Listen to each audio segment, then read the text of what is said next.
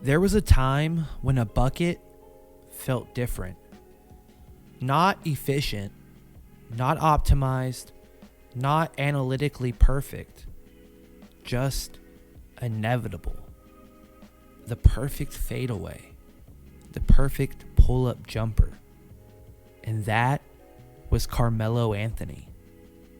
For 3 with 8 points. Anthony gets a good open space. In 2003, the NBA didn't just draft a player, it drafted a future. Actually, 2 futures. One was LeBron James, the kid crowned before he even stepped on the floor, and the other was Melo. Fresh off a national championship at Syracuse University, Carmelo Anthony didn't come in as a project. He came in ready to dominate. And day one, he was already one of the best scorers in basketball. No waiting, no development curve, no issues, just buckets.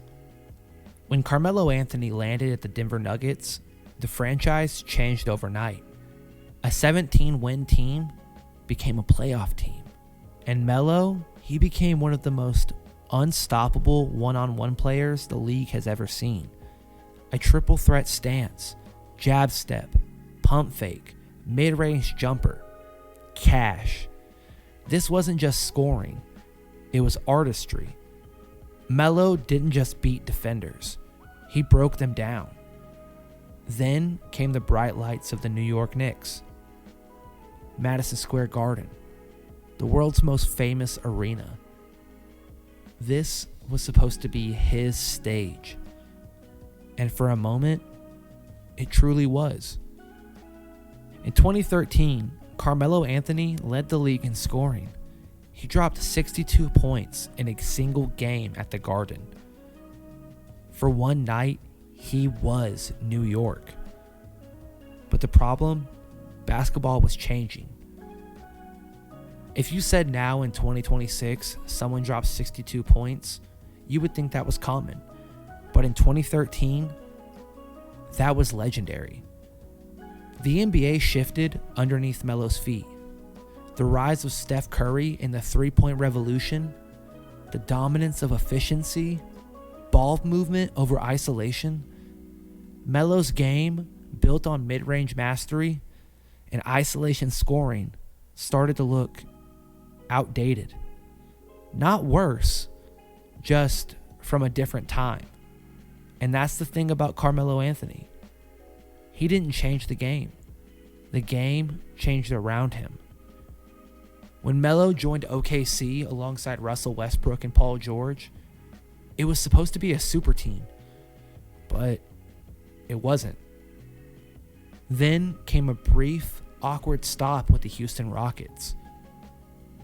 And suddenly, Carmelo Anthony was one of the greatest scorers ever, is now out of the league. Not because he couldn't score, because he couldn't fit.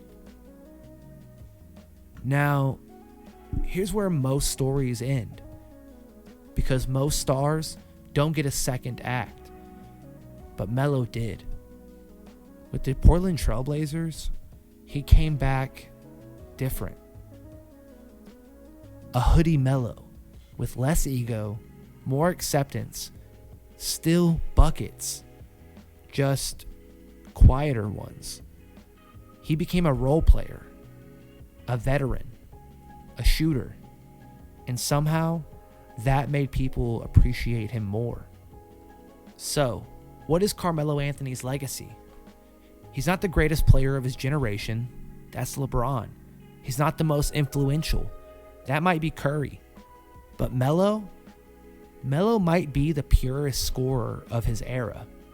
Top 10 all-time in points, an Olympic legend, and a walking bucket from day one to day done. But his legacy is also a question. What happens when greatness doesn't evolve with the game? Carmelo Anthony was never about perfection. He was about expression, isolation, footwork, rhythm, artistry. A scorer who made basketball feel like art. And maybe that's why his legacy feels so complicated. Because in a league that moved forward differently towards efficiency, Melo reminded us how beautiful inefficiency could be.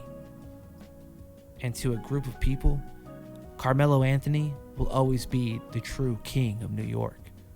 4 here in the first half. Anthony's going to try and get one more shot off from half court at the buzzer.